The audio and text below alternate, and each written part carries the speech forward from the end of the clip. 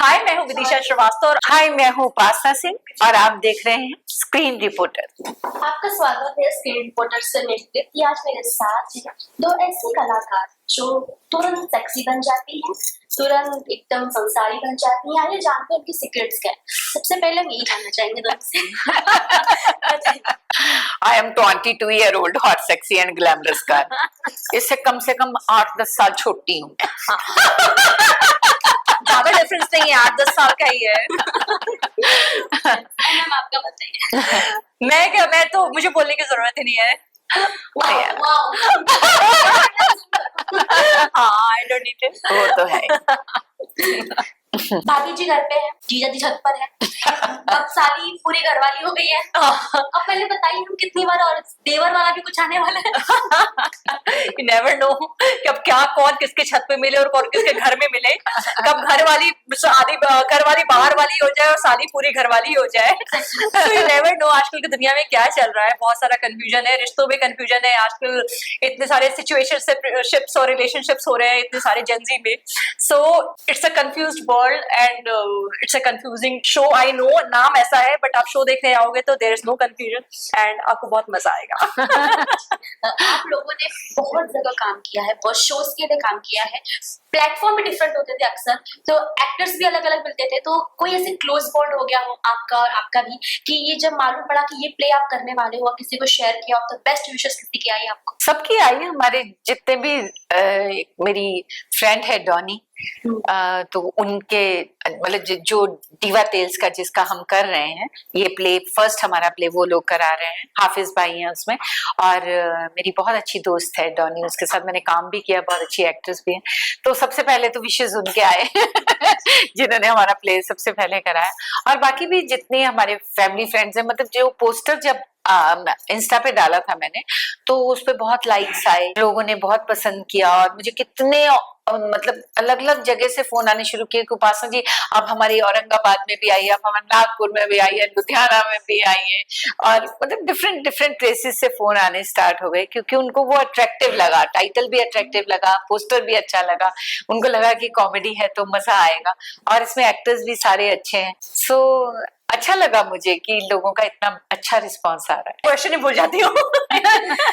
हाँ, इतने कलाकारों का काम करने के बाद ना बॉन्ड बन जाता है। हाँ। तो फिर हम शेयर करते कुछ। जी बिल्कुल, बहुत सारे विशेस आए हमें और मुझे भी। और मैंने तो ऐसे ज्यादा किसी को ऐसे फोन करके वैसे नहीं बताया, बट वही जब पोस्टर रिलीज हुआ, जब मैंने अपने उस पर शेयर किया, उसके बाद इतने सारे लोग, एक तो जो भाभी जी के लवर्स थे वो तो और पागल, उनको तो लगा सबसे पहले कि कोई नया शो आने वाला है, and they were so excited.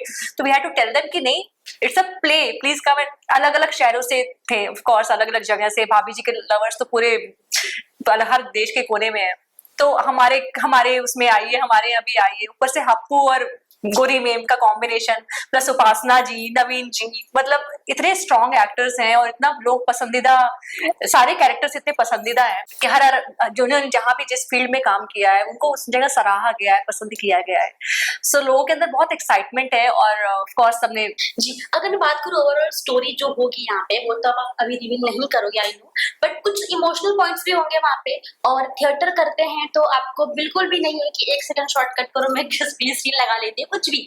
So on the spot आपको रोना भी होगा, ऑन द स्पॉट आपको सारी चीजें करनी होगी। सो वहाँ पे कुछ डिफिकल्टीज फेस की, क्योंकि बहुत टाइम पहले किया। अभी तो हम करेंगे, अभी तो हमारा शो होगा, तब आप लोग के आंखों से आंसू रोक नहीं पाएंगे और आप लोग अपनी हंसी रोक नहीं पाएंगे। हमें तो जो है वो तो हम तो रिहर्सल्स कर रहे हैं, कि कोशिश कर रहे हैं कि जितना हो सके हंसा सके और जितना हो सके रुला भी सके, और वापस फिर हंसाएंगे और फिर भेजेंगे एंड में। मतलब जब तक हैप्पी एंडिंग नहीं होती है तब तक वो एंडिंग नहीं है, लास्ट में सब कुछ अच्छा ही होता है। सो आपको it's a roller coaster ride basically. आपके इमोशंस की, आपके सारे इमोशंस बाहर निकलेंगे, आपका हंसी भी निकलेगा, आपका इमोशंस भी निकलेंगे, और सारे आपके इमोशंस बाहर निकालेंगे हम लोग, उसके बाद आपको घर भेजेंगे। So it's gonna be fun. आपको गाने भी सुनाएंगे हम लोगों ने खुद गाए हैं, अपनी आवाज में, इतनी सुरीली आवाज में गाए हैं, रिकॉर्डिंग की है हम लोग ने। नेक्स्ट टाइम हम एज सिंगर भी आपसे मिल सकते हैं, अपना अपना म्यूजिक वीडियो निकाल के। और फिलहाल इसमें हमने खुद गाना गाया है, डांस भी करने वाले हैं। बेसिकली आपको पूरा एक फिल्म मिलने वाली है लाइव ऑडियंस और लाइव परफॉर्मेंसेस के साथ। और जो आपने ये कहा कि ग्लिसरीन लगाने की जो बात आप करते हैं, क्या है कि जब आप एक कैरेक्टर में जीने लगते हैं ना, और वो 2 घंटे आप लगातार उसी में आप जी रहे हैं, तो आप धीरे धीरे उस हद तक पहुंच जाते हैं कि आपको ग्लिसरीन की जरूरत नहीं पड़ती है। तो वो आप फील करने लगते हैं कि मैं यही हूँ। तो और जब आप रिहर्सल कर रहे हैं, लगातार रिहर्सल कर रहे हैं, तो आप उसके अंदर आप डूब जाते हैं, वैसे ही बन जाते हो उतने टाइम के लिए। तो उस टाइम जरूरत नहीं होती। वो तब होता है कि रीटेक्स हो रहे हैं, जी आपने ये 2 लाइनें बोली, जब हम फिल्म के लिए करते हैं या टीवी के लिए करते हैं, कि आपने 2 लाइनें बोली, फिर आप बैठ गए मोबाइल देख रहे हैं या किसी से बात कर रहे हैं, अगला शॉट लग रहा है, तब तक आप उसमें से निकल जाते हैं, उस कैरेक्टर में से निकल जाते हैं। लेकिन जब आप 2 घंटे लगातार एक कैरेक्टर को जी रहे हैं, तो उस टाइम इसकी जरूरत नहीं पड़ती, फिर वो अपने आप ही होता है। सही बात है जी। अगर मैं बात करूँ शो की, कपिल शर्मा शो, वो भी एक तरह से थिएटर टाइप की फीलिंग है, क्योंकि वो ऑन द स्पॉट चल रहा होता है। वहाँ पे कोई क्लोजअप वगैरह नहीं है कि टेक ले लो, आराम कर लो। सो वहाँ पे जब आप परफॉर्म करते हो, क्योंकि आप कॉमिक टाइमिंग प्ले कर रहे हो वहाँ पे, कि आपको तुरंत हंसाना है, और आपका किरदार एकदम चुलबुला होता है कि मतलब फ्लर्ट कर रहे हो क्या क्या नहीं। और मे भी कभी होता होगा कि कुछ टाइम पे ऐसा होता है कि यार शिट, यहाँ पे मैं लाइन बोल रही हूँ। सो आपने एड ऑन भी अपनी तरह से भी किया होगा, तो जो आप कोई मोमेंट शेयर करना चाहेंगे? देखिए, वहां पे एक तो होता था कि जो स्क्रिप्ट होती थी, जो कि हम लोग एक छोटा सा प्ले जैसा करते थे, वो तो स्क्रिप्टेड था, तो उसमें तो कोई दिक्कत नहीं आती थी। लेकिन जब एक्टर्स आते थे, जो बड़े बड़े एक्टर्स उसमें आते थे, तो उनके साथ हमारी कोई रिहर्सल नहीं होती थी। वो अचानक आते थे और फिर हम लोगों को थोड़ा सा बताया जाता था, ब्रीफ किया जाता था कि ऐसे करके जाना है, ऐसे आना है, और थोड़े से इस तरह से क्वेश्चंस वगैरह कर लीजिएगा। लेकिन वो एक्टर क्या बोलेगा आगे से, वो तो वो नहीं बताएगा ना हमें। अब अक्षय जी आ रहे हैं या सनी जी आ रहे हैं या कोई भी आ रहे हैं, बड़े बड़े एक्टर, तो वो ये नहीं हमें बताएंगे कि मैं तुम्हारी कौन सी बात का क्या जवाब दूंगा। उस टाइम हमें बहुत ही अलर्ट रहना पड़ता था कि अब इसने ये बोला, अब हमें आगे से ऐसी कोई चीज बोलनी है जिससे फन क्रिएट हो। मतलब ऐसा भी नहीं कि सिर्फ सवाल जवाब, जैसे अभी आप हमारी इंटरव्यू ले रहे हैं, तो आपने हमसे सवाल कौन से पूछने आपके दिमाग में आ रहे हैं, लेकिन अगर आपको उसमें कॉमेडी भी क्रिएट करनी है, आपको हंसाना भी है, तो उस टाइम हमारे जो है होश उड़े हुए होते थे। मतलब वो जैसे ना वो बोलते हैं ना कि कॉमेडी आसान काम नहीं है, और जब आपने इम्प्रोवाइज करना हो और आपके सामने एक ब्रिलियंट एक्टर और इतना बड़ा एक्टर खड़ा हो, तो हम उस टाइम बहुत डरे हुए होते थे, नर्वस होते थे। लेकिन हमें ये भी दिखाना नहीं कि हम नर्वस हैं, हमें कैमरे में ऐसा शो करना है कि हमें तो कुछ पता ही नहीं, हम तो परवाह ही नहीं कर रहे हैं कुछ ना। लेकिन उन्होंने क्या किया था, सब एक्टर्स स्टेज से जो बिलोंग करते थे, जिन्होंने स्टेज किया हुआ, उनको, जैसे अली जी हैं या सुनील है, कपिल तो डेफिनेटली करता है, शुमोना ने भी काफी काम किया, मतलब उन्होंने एक्टर्स ही वो रखे जो थिएटर के थे और जिन्होंने थिएटर काफी किया हुआ। तो हम लोग फिर धीरे धीरे तो हम यूज्ड टू हो गए, 2.5 साल तक नंबर 1 शो रहा वो, और फिर तो हमें आदत पड़ गई। लेकिन स्टार्टिंग जो थी वो बहुत डिफिकल्ट थी, और कपिल बहुत फास्ट बोलता है, मतलब वो उसके डायलॉग्स की स्पीड जो है ना वो बहुत फास्ट है, और हम लोग थोड़ा नीचे थे। जैसे सुनील थोड़ा धीरे बोल के आज भी वो मतलब थोड़ा उसमें अंडर प्ले करता है कई बार। और मैं भी ऐसे, जब मैंने कपिल को बोलते हुए सुना तो उस स्पीड को मैच करने के लिए सो डिफिकल्ट। हाँ, मैं तुम्हें ये कहना चाहता हूँ, तुम्हें क्या है, तुमने प्रोसेस करने के लिए टाइम नहीं मिलता होगा। हाँ, तो अगर मैं बोलूँ हाँ मैं ये कहना चाहती हूँ, तो वो तो कहाँ नीचे चला गया ना एकदम। अब उसको मैच करने के लिए यहाँ पे आना पड़ेगा ना। तो पहले तो हमें डायलॉग्स को एकदम ऐसा अच्छे से याद करना पड़ता था। फिर हम लोग उसको, असल में क्या है कि स्क्रिप्ट भी वही बनता, हम 2 बजे आ जाते थे दोपहर में, और अगले दिन के सुबह के 5-6 बजे तक हम शूट करते थे। तो अब स्क्रिप्ट भी वही बन रही है, 12-13 राइटर लगे हुए हैं, चेंजेस हो रही हैं, ये हो रहा है वो हो रहा है।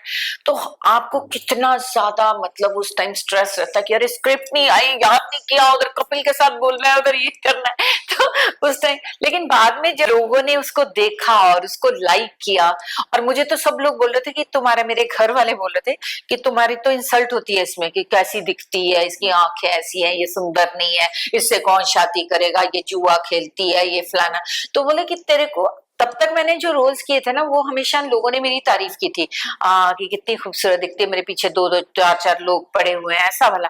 और ये बिल्कुल उलट था, ये था कि अरे कैसी गंदी शक्ल है, ये कैसी है, इसकी तो ये तो धर्म जी की जमाने की, जब धर्म जी भी पैदा नहीं हुए थे तब की है, ये ऐसा वाला। तो मुझे सबने कहा कि ये मत करना रोल, क्योंकि अगर आप एक ऐसा रोल करते हैं तो लोगों के दिमाग में भी यही आने लगेगा कि हाँ अच्छी नहीं दिखती है, कि वो बार बार। लेकिन मुझे लगा कि नहीं, मतलब मैं थिएटर से बिलोंग करती हूँ तो मुझे लगा कि नहीं कुछ अलग कर। तो जब उसका सबने कहा कि मत करना, लेकिन मैंने सोचा नहीं करना चाहिए, देखना तो चाहिए अलग तरह का रोल।